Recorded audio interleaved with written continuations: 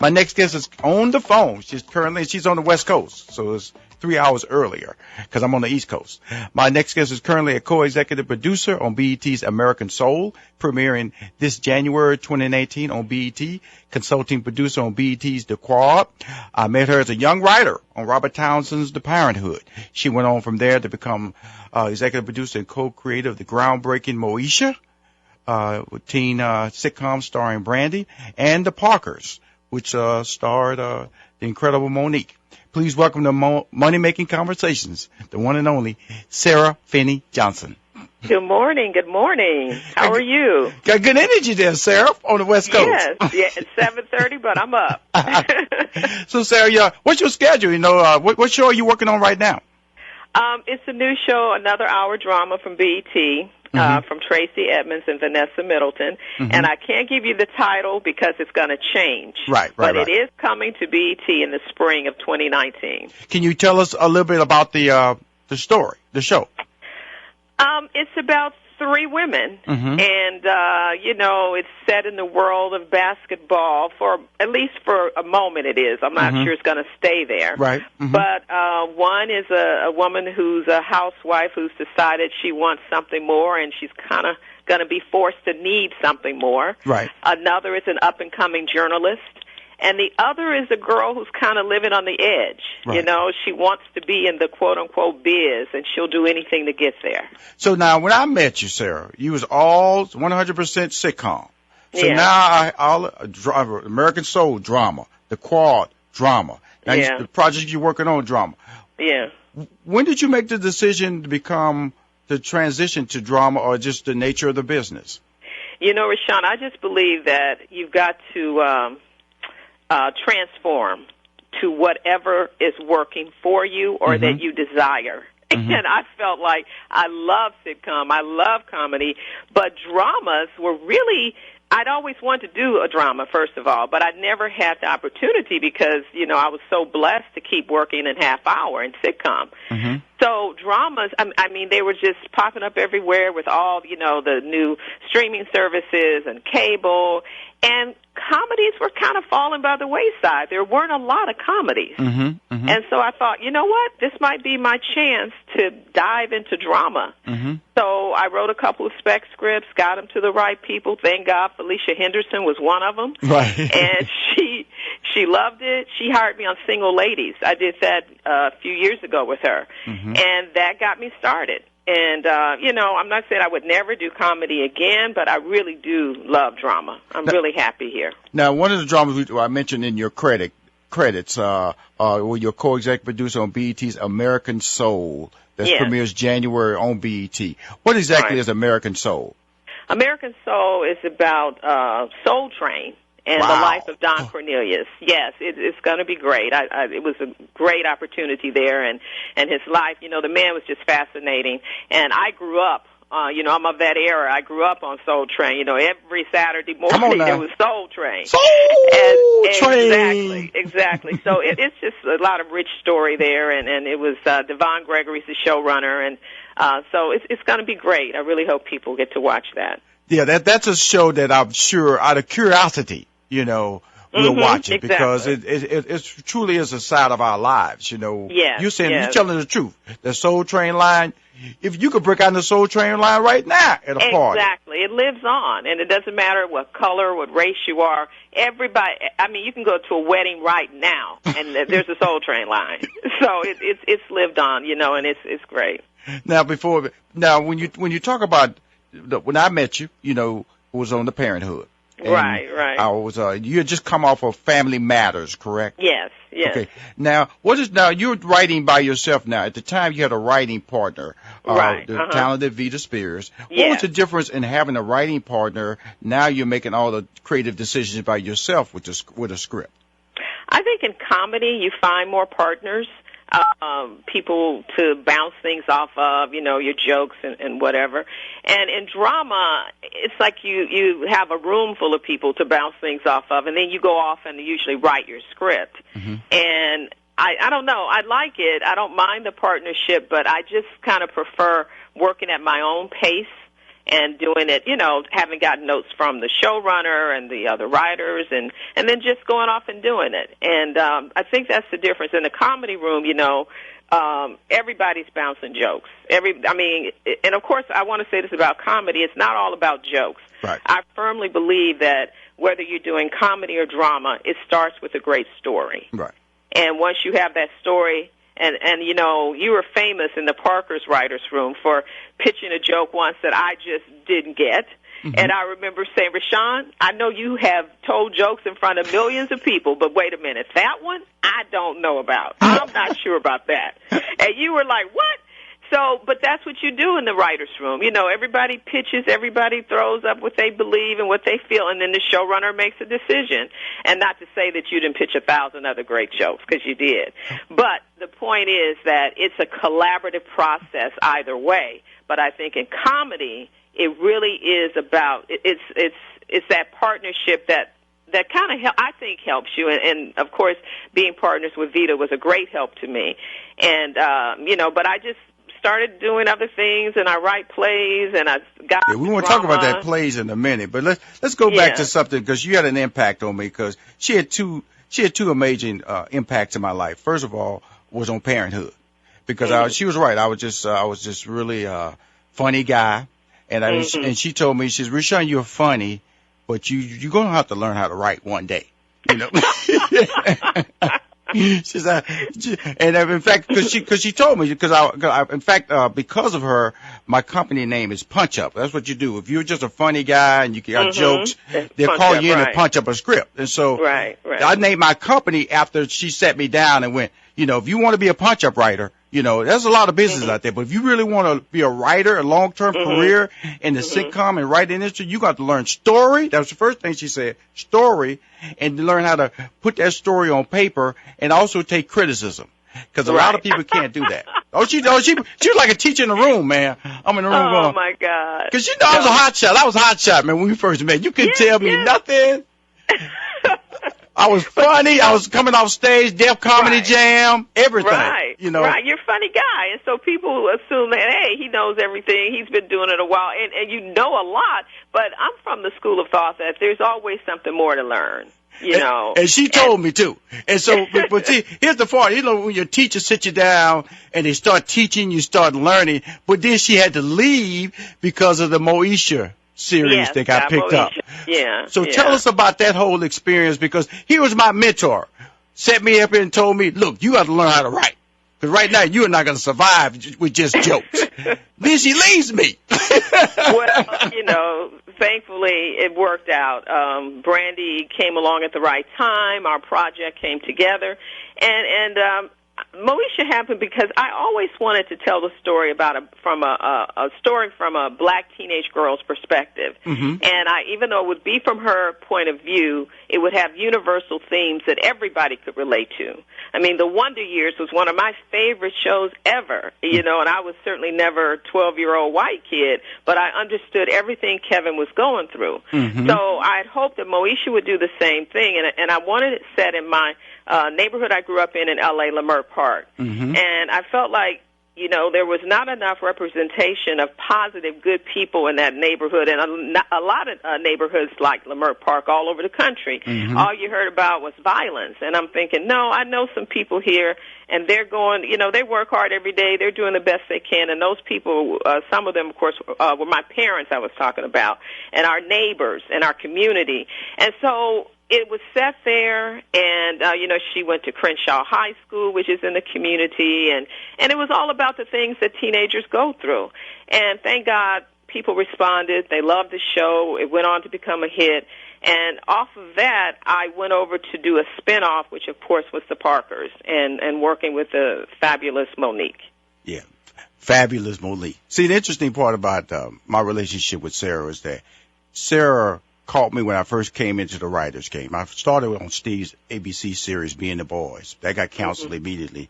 And so I got over to the Robert Townsend. I would tell Robert Townsend, he saved my life as far as the industry, because if he doesn't pick me up and put me on his show, The Parenthood, I don't have a writing career, and I'm not sitting on this microphone right now. So he's very interested. So you have to have people who believe in you, see talent in you. And that's really important. And like Sarah, the thing about it is that the second time she came into my life was the Parkers, because I was in transition in my life. I've written on a lot of successful series, Arsenio Hall's sitcom, Sister, and then I was writing on Jamie Foxx show, and I left that. I was leaving that show.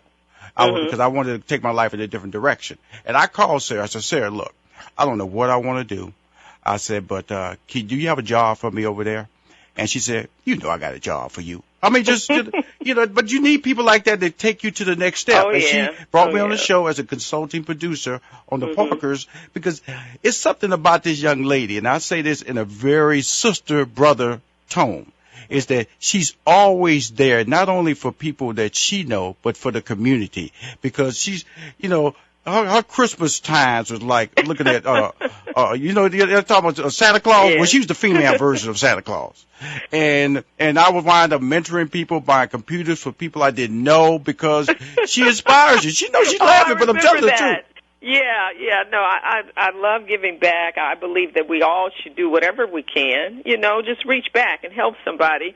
And so at that time, I was working with a homeless shelter, and a lot of children, and my mom's church was right next door to the homeless shelter. So I've been so blessed to work with people who help me out, and you are one of them. I said, guys, I want to do this angel tree. The kids don't have much. Let's help them. Let's give them gifts.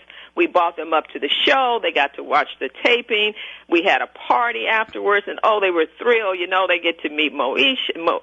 At that time, it was the Parkers. It was Monique and Countess and all of them, and the writers, including yourself, would buy these gifts. And I remember I would try to frame it around a time when we would have a singing guest on. Right. And I remember one year I said, Yolanda Adams sang for them. I mean, my God, it was just beautiful. Fred Hammond. I mean, these kids were so happy. And the computers you're talking about, I mentored some kids at my high school, Dorsey High School here in L.A., and it was a young lady and another young man, and they needed laptops. Next thing I know, Rushion got the laptops. Hey, well, hold that thought there, Sarah. Don't make me sound too big, because I've got to tell the story about the Parkers. Okay, when we come back, more with Sara Finney-Johnson, Money Making Conversations. Keep winning, everybody. She's on the phone. She's the co-executive producer of a series that's premiered on BET in January called American Soul. That's drama. She also just recently left another drama on BET called The Quad. She's currently working on the Tracy Edmonds project. It's also a drama by three ladies. I met her when I was a young writer on Robert Townsend. I was a young writer. Just all I knew, I could only tell jokes on the Parenthood. And she told me, you gotta step up, Rushion. Jokes just not gonna cut it for you. Well, when I left Jamie Foxx show, I just walked away from my deal, and she was the first person I called. I said, hey, I don't have a job right now. I just left Jamie Foxx show. What can you do for me? She said, Rushion, come over here. I got you covered. And so she saved my career, the next step, because of the fact that was a very transitional period. But Felicia Henderson, I met her on Sister.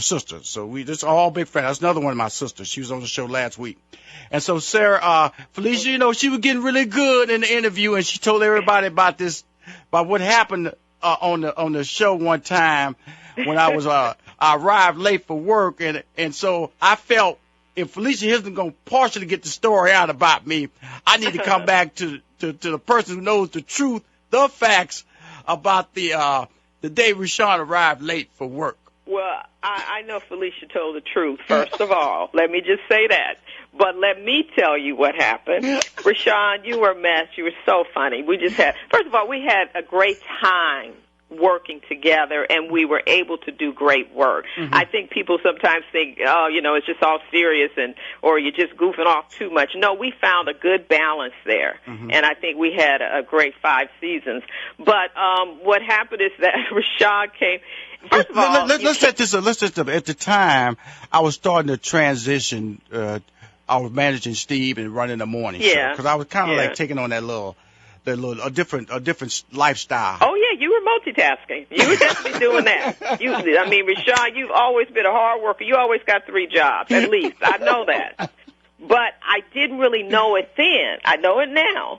And when you came in late, because you had left the day before, and you left early, and you said you would be back. We said, okay, no problem. So you came in, and you said, I was in a bank robbery. We said, a bank robbery? We didn't hear anything about it. He said, it was here in Hollywood. We said, no, you sure? Because we didn't hear anything about a bank robbery. And later, it was years later, you finally told me, you said, okay, I wasn't in a bank robbery. There was no bank robbery. I'm sorry. You were doing something with Steve, something with somebody. I don't know. But Bill Boulware was the co-exec at the time, and I said, Bill, I don't think Rushion was in a bank robbery. We would have heard about it on the news, right? We laughed so hard about that for years, because we said Rushion said he was in the bank, it was being robbed, everything was a mess, he couldn't get back to the show. No. So there's great storytelling. I give you that. But it was funny. It was one of the many stories I have about Rushion McDonald. Just a joy to work with, a joy. Well, the thing about it is, thank you, because I was multitasking. That was the very early stages of Steve Harvey and my relationship, which has led to an amazing amount of greatness for both he and I, and changed the industry. It's how people perceive African Americans on TV. Right. That, because at one point, all the jobs were going to reality shows. Black people out there fighting, throwing glasses, climbing over tables, punching each other. And that was really frustrating for me. I'm sure it was equally frustrating for you, because you were going, that's not a real writer's job opportunity there. Right. For a while, though, I have to tell you, I didn't think reality was going to make it. And then one day I said, reality TV is here to stay. Mm-hmm. But it was disappointing to see some of it, But I know people have to make a living, and it's legal. They're not doing anything illegal. Mm-hmm. But I just wanted to do a different type of television. Now, go ahead. With that being said, is that when you look at television today, you're seeing all African Americans get these development, real deals, Yeah. So why do you think the content is so strong? Because we thought that was going to happen a few years ago when they stepped up and said we need to give a better image for African Americans on television. Mm-hmm. We see that very dominantly in commercials, because you see interracial relationships in commercials like it's a normal slice of life, which is fantastic. Yeah. But television was slow to turn, but now it seems like there's a foot race to get ahead. Yeah, and I'm so glad about it. It's still, I think, got a ways to go as far as people of color are concerned, but my God, it has changed so much since I started. I think they were finally looking and realizing fresh voices, people with some new point of views, and they happen to be people of color. Mm-hmm. I look at Lena Waithe and Mara Brock-Akil, Felicia Henderson, Gina Prince Blythewood, all my sisters who are just out here doing it big, and I'm so proud of them. There was a time when I first started, there were like 5 black writers. Right. I knew all of them. Right. Now I don't know half of them, and I'm excited about that. I'm happy about that. It makes my heart full when I know where we've come from to where we are now. And I think that also because of the fact that it used to be, we was on the WB, we was on UPN. Exactly. They've used the black shows or sitcoms to launch a network, and if they got their rating, get rid of us. Right. We did. I remember when the Parkers was canceled, Yanetta Boone's show, 101 was canceled, Girlfriends was canceled. They just wiped us all out. But now, you've got the cable and the streaming services, and it's just so many more outlets. And I tell a lot of young writers, and any writer, you can shoot your own movie on your phone now. That's just unheard of when I was starting out. So it's just come a long way. And it's still, like I said, I still think there are, of course, many things that need to happen. But I'm seeing some progress, and that's been wonderful. Well, it's crazy when you look at how good it's becoming, with Insecure, I love Insecure. Yes, it's Ray. Yes. Power, yes. And, she started Misadventures of an Awkward Black Girl was on the Internet, and I would watch it, and I wow, this girl, she needs a TV show. She is so funny, so talented. And I think Shonda Rhimes heard about her and got her a deal or worked with her for a while, but then her and Larry Wilmore got Insecure, and now Prentice Penny is over there as the showrunner, and it's just remarkable. That's the cool thing. You went from one African American strong to the next African American strong to the next author, John Ridley. It's really you're absolutely telling the truth. It used to be like Kenya over there just got Kenya Barris. Kenya just got his deal at Netflix. He'll be doing big things there. It's all these people came out of that Sara Finney world. Kenya, Myra Brocker Kill, Felicia Henderson, Rushion McDonald. See, I got to give her credit. Her nurturing, her shaping a lot of people about telling them about story, telling them that the root of success, long-term success, is knowing how to write. So you have to take some credit for giving us our opportunities and giving us our strong guidance to be where we are at today. Listen, I feel like God put me in the right place at the right time to do what little bit I could. I give all thanks to God, Rushion. I have to tell you, without my faith and my strength, I would not be here where I am today. So I thank God. I thank God for people like you. You know, you came into my life. You know, I worked for you at one point, and I'm grateful for that. See, I'm not one of these people that thinks, oh, I can only do this, do that. No, I love to work. I love to write. That's what Sara loves to do. And it's just, I've had people tell me in the last year, it's like, you still write? Yes, I'm still writing. And I think that's great, because it used to be a cutoff point. You know, you have to stop writing. You know what I'm saying? So, and I just love the fact that when you, and I want to bring this back up when you talk about you can shoot your show on the telephone. It used to telephone. You know, it used to be a day if you went out and shot your pilot a sitcom, you were wasting your money.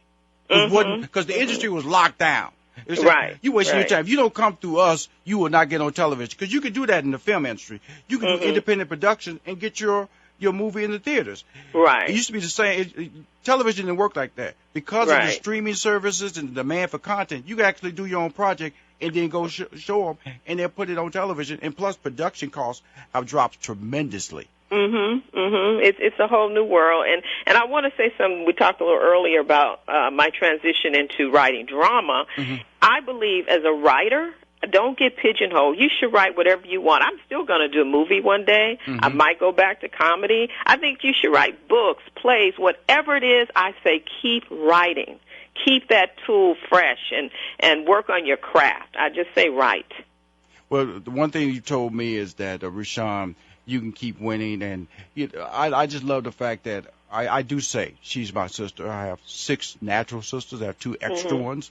Felicia D. Henderson is one of them, and Sara Finney-Johnson is one of them. I feel their pain, I feel their successes, and to see you back out there writing and going from another job to the next job, I'm so proud and so happy for you, Sara. Thank you so much. I'm just blessed, and blessed to have you in my life. I tell you, it's the truth, folks. He's the real deal. You really are. I appreciate you, Sara Finney-Johnson, legendary creator of MOESHA, legendary creator of the Parkers. She's writing and she's doing her thing, and she's changing lives, not only in studio, but out in the community. Keep winning, Sara. Thank you so much. All righty. Love you. Love you too.